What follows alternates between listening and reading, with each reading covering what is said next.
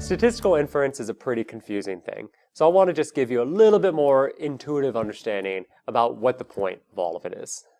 Suppose that there's some people who just are always going to have a high value of their outcome. You know, they're always going to, let's say, get a lot of education. Then suppose there are some other people who are just always not going to go to school for one reason or another. Okay, so we've got two kinds of people: the people that always get lots of education and the people who don't. Now suppose we have some treatment, you know, we give some people a lollipop, okay? And let's just assume we already know that the treatment effect is 0, okay? Because there's no reason to expect that giving people a lollipop is going to change their minds about whether they go to college or not, okay?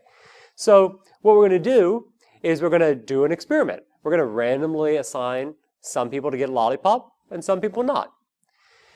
Now, it can happen just by chance that all the people who are going to go to college anyway, they all end up getting in the treatment group. They all get lollipops.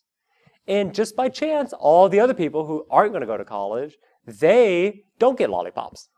Okay? Just by chance, because when we randomly assign people, every person has a possibility of being in both groups. So it's possible that people get split up this way. Now, when we do that, we're going to compute a treatment effect of whether you got a lollipop or not on whether you go to college. And what we're going to find is that there's a huge treatment effect. Getting a lollipop makes everyone go to college. So if you want people to go to college, we would conclude from our experiment that you should just give everyone a lollipop. Okay? But that's not actually what's going on. What's actually going on is this random chance put the people who are going to go to college anyway in the lollipop group and the other people in the no lollipop group.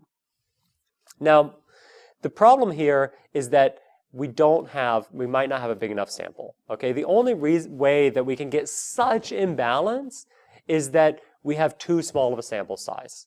Okay, if we have a very, very large sample size, then the probability that we get this kind of allocation is going to go to 0. Okay, it's going to be basically 0, so we don't have to worry about it.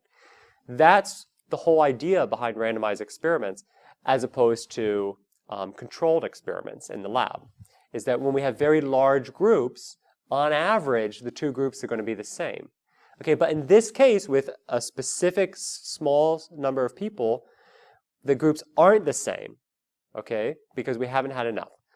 So what hypothesis testing and statistical inference does is it helps us account for this possibility that in real life, we don't have enormous amounts of people in our experiment. We may only have, 100 people in each group, let's say. And so it's possible that we could just have bad luck and randomly assign all the college people to the lollipop group and all the non-college people to the no lollipop group, okay? So statistical inference is going to help us account for that possibility and make sure that our conclusions are robust to that chance.